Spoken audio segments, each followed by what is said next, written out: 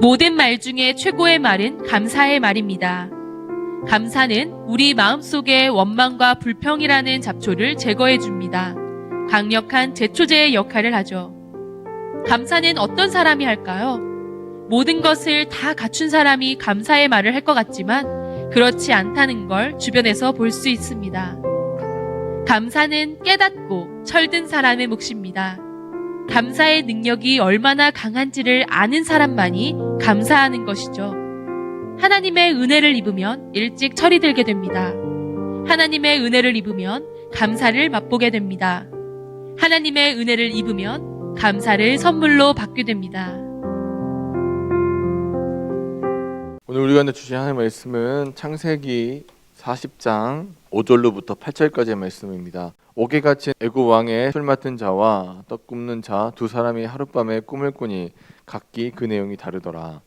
아침에 요셉이 들어가 보니 그들에게 근심빛이 있는지라. 요셉이 그 주인의 자기와 함께 갇힌 바로의 신하들에게 묻되 어찌하여 오늘 당신들의 얼굴에 근심의 빛이 있나이까. 그들이 그에게 이르되 우리가 꿈을 꾸었으나 이를 해석할 자가 없도다. 요셉이 그들에게 이르되 해석은 하나님께 있지 아니하니까 청하건대 내게 이르소서. 아멘. 실상이 있고 현상이 있는데 실상은 믿음으로 봐야지 그것이 확실히 보이고 현상은 그냥 인간의 육체적 눈으로 보면 된다고 했습니다. 39장과 40장엔 중요한 포인트가 한 번은 실상에 대해 얘기하고 두 번째는 현상에 대해서 얘기하는데 우리가 39장에서 앞에 보니까 요셉이 실상은 어떻습니까? 하나님과 동행해서 그가 지금 인생이 어떻게 되고 있대요? 형통하게 되고 있다라는 얘기를 해요. 현상은 어땠어요? 그가 노예 생활도 억울한데 노예 생활에다가 또 뭘 해요? 누명을 써서 이제 감옥에 가는 상황에 보게 됩니다. 또 한번 실상에 대해서 또 얘기하는데 감옥에 지금 갇혀 있지만 그는 누구와 함께 하고 있어요? 하나님과 함께함으로 그가 형통하였다는 얘기를 한 번 더 한 다음에 오늘 이제 40장 본문이 되는 현상에 대한 얘기를 해요. 그러니까 믿음이라는 게 뭐냐? 믿음이라는 것은 현상, 눈앞에 보이는 어떤 일어나는 일들이 아니라 그 일들을 통해서 일하실 하나님, 그러니까 이 현상이라는 것들을 이용하셔서 일하실 하나님, 우리가 그걸 하나님이 현상을 통해서 일하십니다라는 긴 말을 줄여서 섭리라고 고백하는데 하나님은 섭리하시는 하나님이시기 때문에 이 현상들, 눈에 보이는 것들이 아니라 눈에 보이지 않는 것들을 통해서 계속 눈에 보이지 않는 하나님께서 일하신다. 그래서 우리는 믿음이라는 것을 써서 현상이 아니라 실상을 바라봐야 된다는 걸 계속 성경이 우리에게 강조하고 있습니다. 그래서 현상의 눈으로 보면 뭐가 보이냐면 감옥이 보여요. 현상의 눈으로 보면 노예 생활이 보여요. 현상의 눈으로 보면 문제가 보여요. 현상의 눈으로 보면 지금 내가 겪고 있는 고통스러운 이 현장이 보이는데 실상을 바라보면 곁에 계신 하나님, 동행하시는 하나님, 형통케 하시는 하나님이 보이게 되는 거죠. 그래서 뭘 바라봐야 될까요? 진짜는 뭐냐? 그럼 도대체 진짜는 뭐냐 보면 지금 우리가 보고 있는 게 뭐냐면 현상을 보는 게 아니라 실상을 통해서 결국에는 완전히 완성하신 하나님을 바라보게 되는 거예요. 그러니까 우리가 믿음은 뭐라고 고백하는 거예요? 믿음이라는 건 뭐예요? 보이지 않는 것들의 증거다. 우리가 믿는 것들의 실상이다.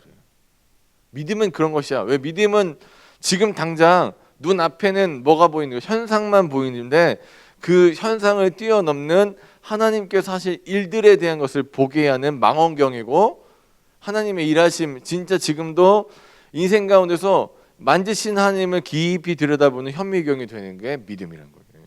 그러면 믿음의 눈을 가지고 있으면 모든 것이 달리 보인다. 만약에 이제 믿음으로 보면, 눈으로 보면 나는 감옥, 나는 죄수, 나는 이제 인생 다 망쳤네, 나는 아버지한테 가장 특별히 사랑받는 채색 옷을 입었던 자에서 노예가 되고 노예 생활하는 것도 너무 억울해 죽겠는데 이 사람이 그래서 뭘 봤어요?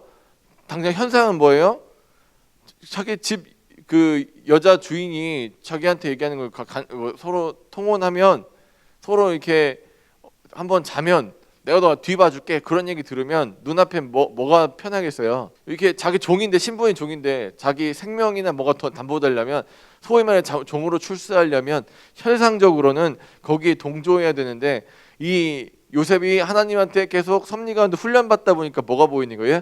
현상이 아니라 실상을 보이는 거예요. 믿음으로 보니까 하나님이 보고 계십니다라는 얘기를 해요. 그러니까 지금 인간적인 눈으로 보면 당신은 그냥 욕정을 채울 수 있는 나만 보이겠지만, 자기 믿음의 눈을 듣고 있는 요셉은 뭐가 보이는 거예요? 그것을 보고 계시는 하나님, 현상을 지배하고 계신 하나님이 보이기 때문에 그 하나님이 보고 계시는데 어떻게 범죄할 수 있겠습니까? 라는 얘기예요. 40장에서는 재밌는 게 뭐냐면, 자, 요셉 어떤 사람이에요? 지금 자기도 여기 감옥에 왜 왔어요? 죄수로 왔잖아요. 죄수로. 그 하나님의 섭리, 또 하나님의 섭리가 작용하니까 이 사람이 뭐가 됐어요? 이 감옥에 갇힌 사람들을 관리하는 간수장을 보조하는 사람이 있어요. 두 사람이 갇혔는데 한 사람은 5절에서 옥에 갇힌 사람이 있는데 애굽 왕 파라오의 술 맡은 사람이고 떡 맡은 사람이다. 이런 얘기를 해요.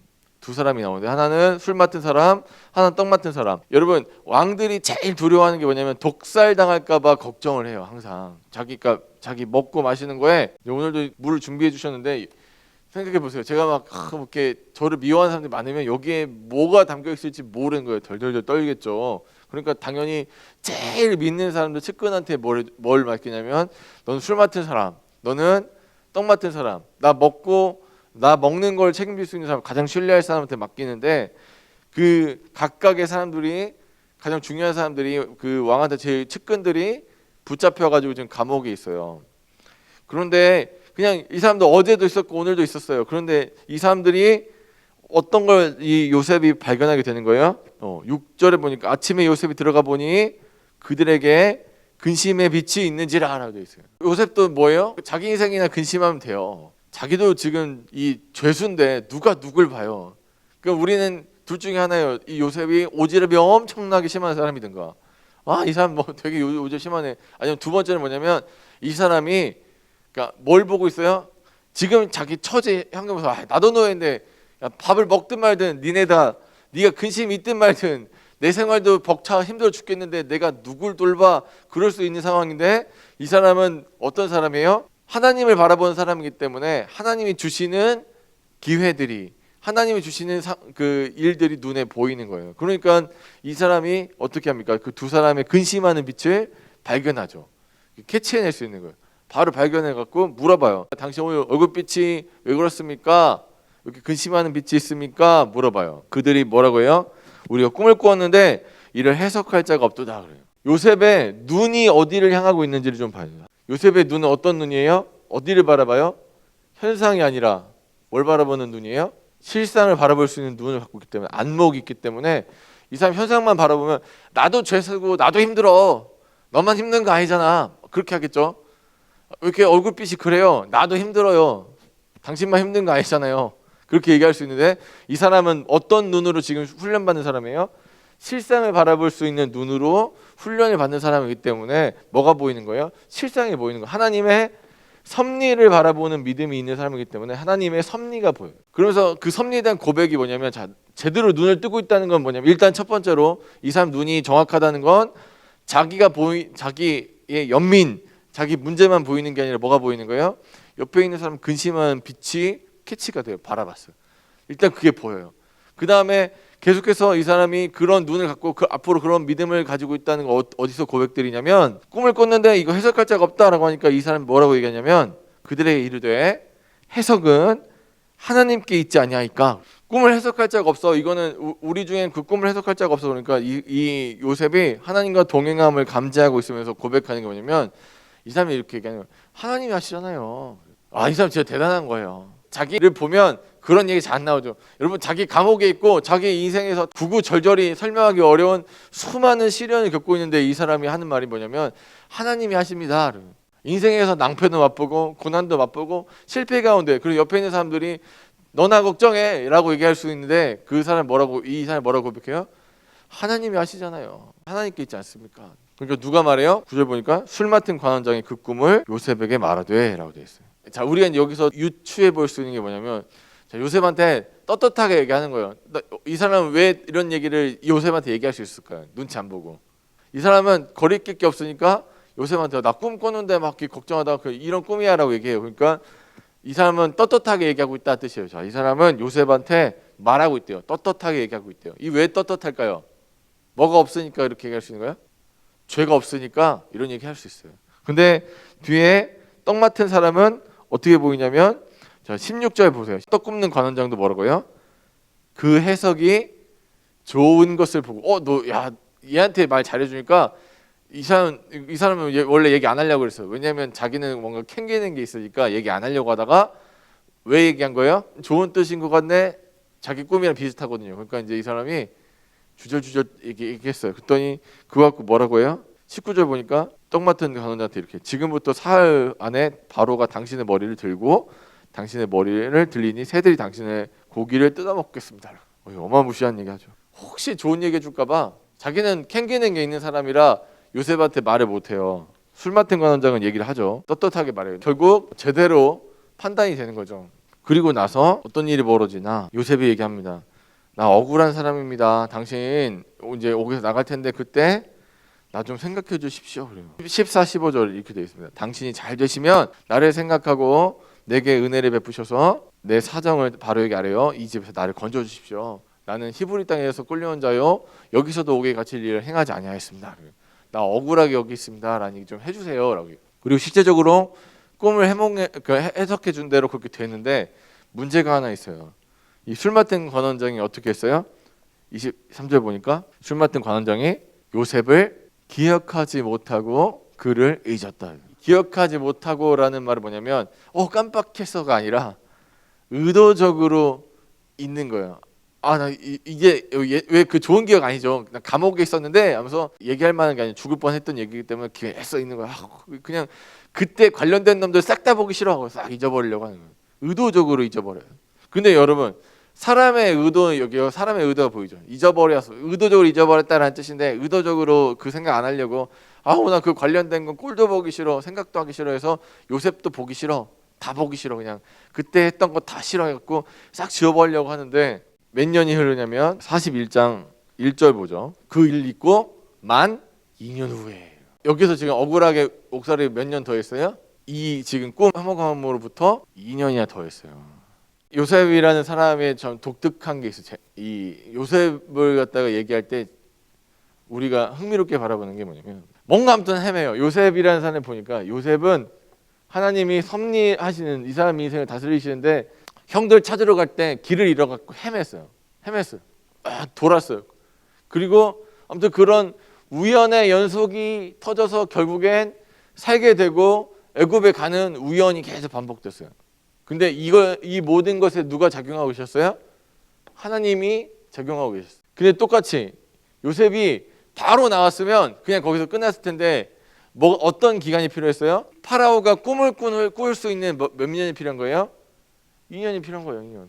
왜? 이거 자 헤매임과 그 모든 것들 우연을 통해서 뭐가 만들어졌다고 했어요? 그 때가 만들어진다고 했죠. 하나님의 때를 위해서 하나님이 헤매게 하시고 기다리게 하시고 참게 하시고 그래서 그 섭리들을 우리가 지금 보면 어떻게 다 파편적인 조각들을 하나님이 다 맞추셔갖고 하나님 시간에 하나님 그 때를 만드시는 하나님 지금이다 딱 만드시는 우리는 딱 보면 그냥 왜 빨리 좀 꺼내주지 힘들어 죽겠는데 2년이나 뭐 더 있어 그냥 이 사람도 진짜 나쁜 사람인 게 그러니까 자기가 알 거 아니에요. 얘기했으니까 이 사람도 같이 생활해 보니까 정말 죄가 없겠구나. 그리고 실제적으로 그거를 알고 있으니까 나중에 2년 뒤에 파라오가 꿈꿔갖고 야 이 꿈 해석할 사람 도대체 없냐라고 할 때 과감하게 요셉 추천할 수 있는 이유가 이 사람이 알고 있어요. 요셉에 대해서 알고 있으니까 성품이 어떠한지 죄가 없다는 거 다 알고 있으니까 이 사람 추천할 수 있어요. 근데 그 전까지는 이 사람이 의도적으로 미루는 거예요. 근데 우리가 보기에는 이 나쁜 놈이라고 생각하는데 근데 그 2년이라는 시간을 그 사람은 이 술 맡은 관원장은 자기는 자기 의도대로 그걸 미루고 기억하기 싫어서 미뤘다고 치더라도 누가 작용하고 계셨던 거예요? 하나님이 이 파편적으로 다 조각난 것들을 맞추고 계셨다는 거예요. 근데 너무 감사한 건 뭐냐면 그 하나님이 실수하지 않으시는 분이셔서 이 조각난 것들을 잘 맞추셔서 그 때를 만드시는 하나님이다. 그 때를 만드시는 섭리하시는 하나님이시다.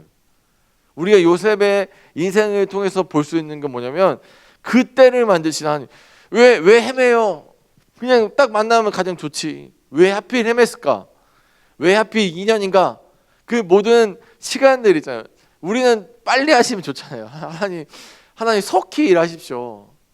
하나님 너무 감사하긴 한데 뭐 하나님 이런 비전 주셔서 너무 감사하고 이런 거 다 좋은데 좀 빨리 해주세요. 훈련도 차라리 빨리 그냥 빡세게 받고 빨리 끝냈으면 좋겠습니다. 얼마든지 그럴 수 있어요. 근데 하나님은요, 하나님의 시간표대로 움직이시는 거예요. 우리는 그거 보면 어떤 때는 되게 괴롭고 힘들죠. 요셉 기약이 없는 거잖아요.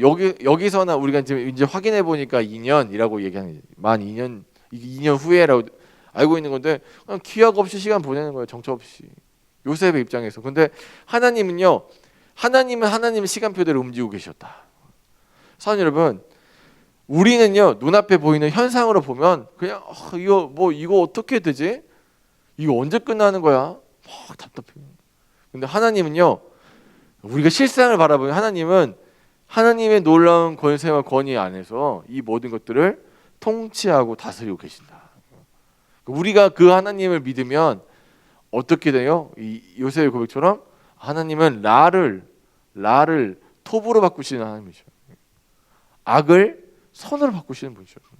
근데 그게 항상 어떻게 하나님의 섭리의 그 톱니바퀴 아래 있기 때문에 그 때를 만드시는, 그 때를 하나님의 때를 만드시는, 요셉의 인생 가운데서 하나님의 때를 만드시는. 그러면 그 믿음은 뭐냐? 그 때를 만드시는 하나님을 바라보는 거예요. 믿음이 있다고 할 때 그 사람 참 믿음이 있으면 그 사람 어떤 사람이에요? 하나님 만드신 그 때가 있다는 걸 알기 때문에 어떻게 지금 인내할 수 있는 거예요. 믿음은 그래서 인내를 불러주는. 믿음 피스토스라는 말에 다른 해석이 뭐라고 했어요? 충성이죠. 충성. 왜 그 사람이 충성될 수 있을까? 왜 믿음을 충성이라고 또 표현하나? 왜 이 에무나라는 구약의 단어에서 손이 내려오지 아니한지라 동사인가? 뭐 버틴다라는 뜻의 의미인가? 봤더니 뭐예요? 그때까지 버티는 거예요. 그때까지. 우리가 알지 못하는 하나님의 때, 그때까지 우리 모르니까 언제 그 일을 할지. 근데 우리는 모르는데 그때가 가장 좋은 때예요. 여러분 어떻게 됐을까요? 그냥 생각해 보세요. 이게 2년이라는 시간 동안 요셉이 이 감옥에 잘 있지 않았으면, 만약에 이제 뭐 어떻게 술 맡은 간원자 뭐 우리 예를 들어서 얘기 잘 해갖고는 만약 풀려났어요. 이 사람이 뭐 가족한테 돌아가서 복수국을 펼쳤을지, 아니면 뭐 여기 이제 돌아가지 못하고 애굽에서 다시 뭐 노예 출신인데 뭘 하겠습니까? 타인이잖아요. 또 타양살이하는. 여기 외국인 그냥 노동자로 살다가 인생이 찾지도 못하고 끝났을지 모르는데 2년 동안 하나님이 잘 킵해 놓으시고 잘 보관해 놓으신 거예요. 안전하게 감옥에다 잘 데리고 있다가 바로 꿈꿀 때까지 그 시간 동안 그때까지 딱 두셨다가 그때 딱 쓰시는 거예요. 근데 그거를 여러분 그렇습니다라고 설명하니까 우리가 이해는 하는데 요셉 당사자는 얼마나 답답했겠어요. 근데 여러분 똑같아요. 우리도 우리 인생을 바라보면 당사자인 우리는 답답하죠. 어떤 때는 하나님 정말 일하시는 거 맞나. 근데 믿음은 뭘 보는 거예요? 그때를 바라보는 거죠. 그때까지 견디는 것, 그때까지 잘 버티고 그 자리를 떠나지 아니하는 것. 그래서 하나님의 섭리의 시간표를 읽어낼 수 있는 사람이 믿음의 사람입니다. 자, 여러분 오늘도 수많은 인생에 이 막 섭리의 수레바퀴 안에서 살면서 그 섭리의 소용돌이 안에서 눈앞에 보이는 현상들이 우리를 어렵고 힘들게 할지 모릅니다. 그러나 사랑하는 여러분, 믿음의 눈으로 일하시는 하나님, 섭리 가운데 그 모든 것들을 다스리시고 함께 하시는 하나님, 그때를 만드시는 하나님을 믿으시고 언제까지 기도해야 돼요? 언제까지 기도하는 거예요? 그때까지 기도하는 거예요. 그때까지 이 믿음을 붙들어 주시고 오늘도 하나님께서 그때까지 우리의 모든 것들을 붙드시고 함께하여 주실 줄 믿습니다. 하나님의 놀라운 사랑과 은혜가 오늘도 가득하시길 주의 이름으로 간절히 축원합니다.